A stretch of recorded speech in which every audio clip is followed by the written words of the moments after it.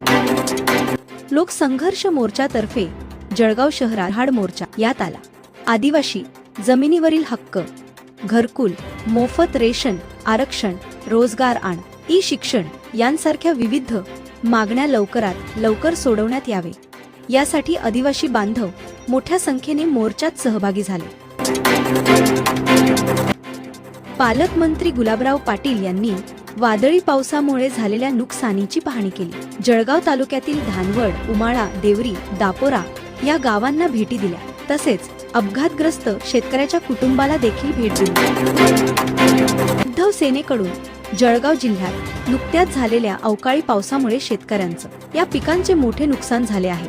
त्या नुकसानीची भरपाई पंचनामे त्वरित व्हावे, शेतकऱ्यांना मदत मिळावी, तसेच महायुती सरकारने निवडणुकीच्या काळात दिलेले कर्जमाफीचे शब्द देखील पाळावे ही आठवण यावेळी करून दिली।